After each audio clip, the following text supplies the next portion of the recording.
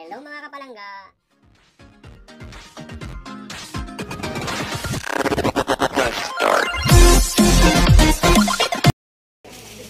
Guys, good morning guys. Ayan, nandito tayo ngayon sa Panghulo, Barangay Panghulo, Malabon guys. Ayan. Ito yung tubig na hindi na uubos guys.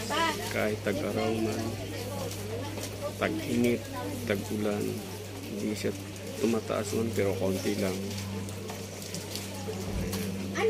Normal na to guys, normal na sa kanila guys.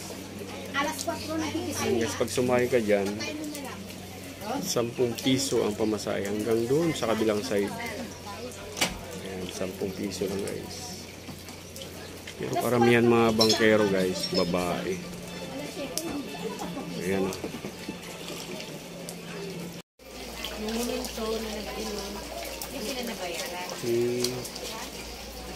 Kaya yan, magkano pamasahe niya papunta rin?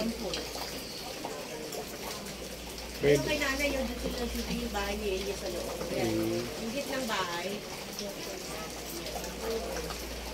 Yung Black Rider dito rin. Si Black Rider, yung siya.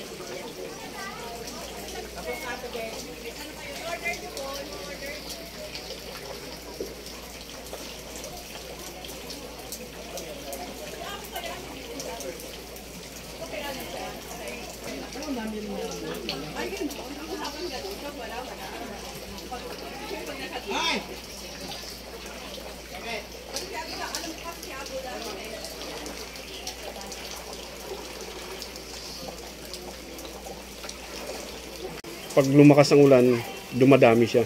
O ganyan lang, ganyan. Yung kunyari, Yung tagang malakas ng ulan, tumataas pa yan. Pero hanggang dyan lang. kunyari, Ano na to, mga bagong tambak na rin kasi ito eh. mababa lang to dati. O ito, wala naman to dati. Kami na nagpatambak kung samahan namin. Pagka tag-init nababawasan din yan. Ganyan lang din. Ganyan lang talaga. No? Ganyan lang, hindi siya makakakapit ng ano. So, ibig sabihin, ano na to? Talagang ganito na to. Oo, ang solusyon talaga niyan is tambak. Kapag tinambakan niya, diyan naman siya ang diyan ang punta niya. Kasi nakailang ano na rin sa labas sa ilang start. Mamaya pa siya dyan kasi naalis ano ka ba? Nandun yung ano mo. Andun na kaya man. Yes! Dito ko na po sa looban.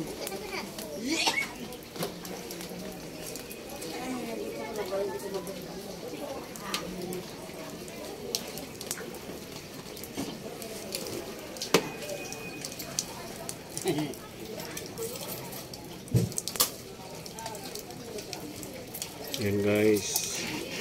10 piso ang bayad guys. Patawid dun sa kabilang side. Yan.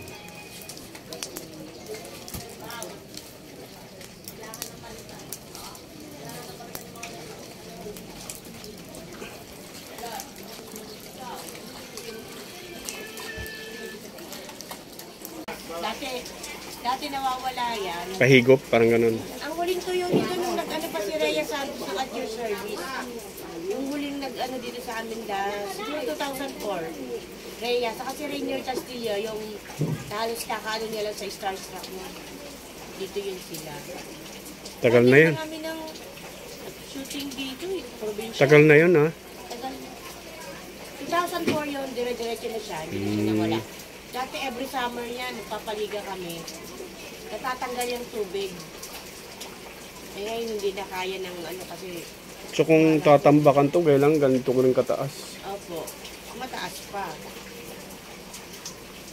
Wala talaga siyang tagusan, ano? Wala.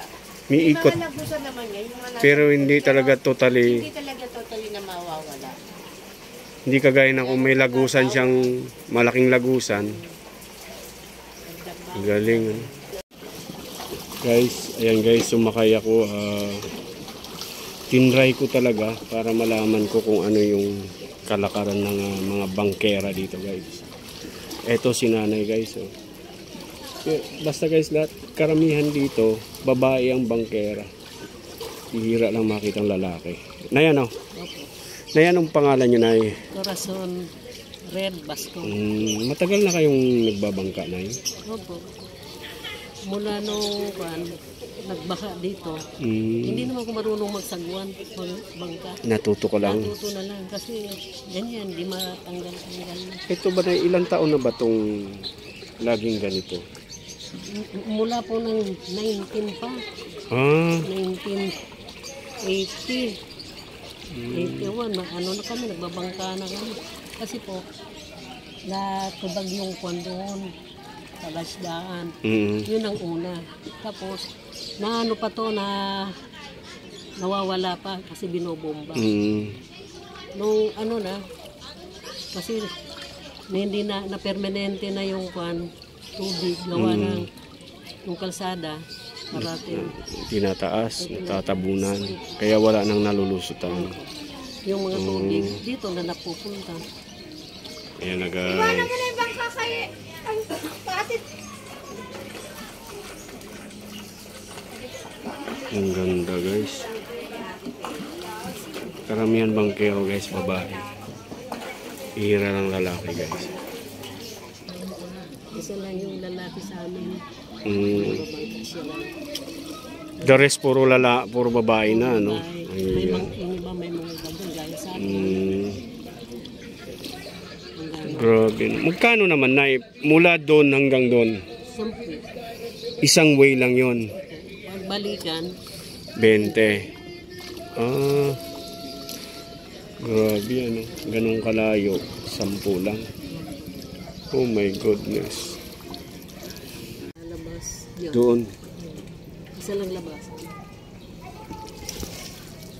Pero sakop pa rin ito ng panghulo, Nay. Opo.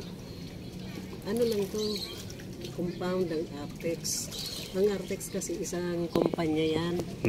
Artex compound, Artex Development Company Incorporated. Kaya Artex Compound.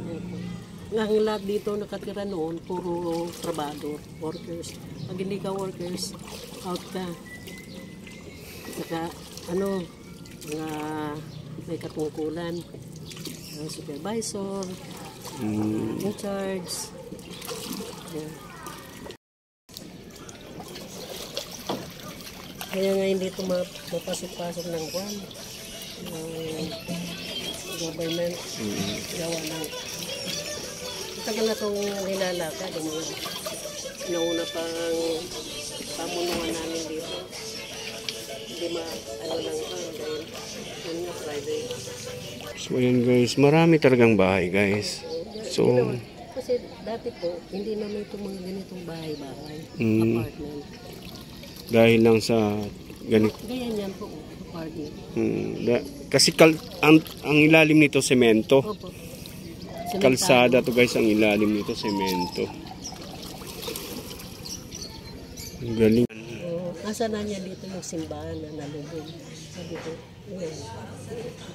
oh my goodness. may taga Japan, may taga Belgium, pumupunta dito.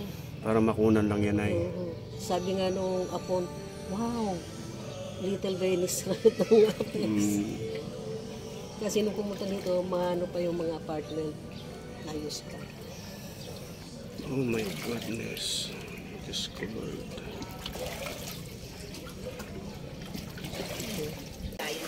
Oo, kasi totally. Yung station ID ng Channel 2, dito mo binanap dati. Yung time ng Ondoy, dito yun eh. Hindi kasi siya mabaho. Hindi po siya mabaho po. May mga isda pa rin po niya, karamihan po dala. Kasi ganyan po yung tubig niya, wala po siyang amoy. Hindi kasi po kayo may amoy yung tubig. Ito po wala. Galing, ano. At ganyan yung tubig niya. Noon, hanggang dito. Ngayon naman, 2013, doon naman sa amin. Ang nasunog. Ito mga bago na to. Hindi ito mga apartment. Dati ito wala. Yan, wala. Nung masunugan kami, kasi pagtayuan na dito. Yan. Kaysa mangupaan pa. Wala pang tubig yon. Tubig na. May tubig na? Mayroon na. So ginawa yan, may tubig na. Kasi pagtayuan kami, Ano, may tubig na. Pero private to na di ba? Private to. Private ito. Paramihan po si babae ang ano. Oo, nagbabangka, ano. Kasi ang mga asawa nila, hindi sa trabaho, namamatungkad. Sila naman yan yung mga talagang, ano, mamasada. Dati rin akong bangkera, Pangulo, guys, Pangulo. Barangay, ano? Barangay Pangulo. Eh. May Pangulo, Artist Control. Grabe. Kami coach dito ng volleyball, ng volleyball. Oo nga kasi parang ang lapad niya. Eh. Court ng volleyball sa kanang basketball, sa anuhan yun. Inadayo pa. Ay, nagpapaliga kami, may mga dayo sa dalamas. Sa ibang lugar. Hey guys, supportan niyo po si Oreo Official TV. Subscribe na kayo at like nyo at share. Thank you po.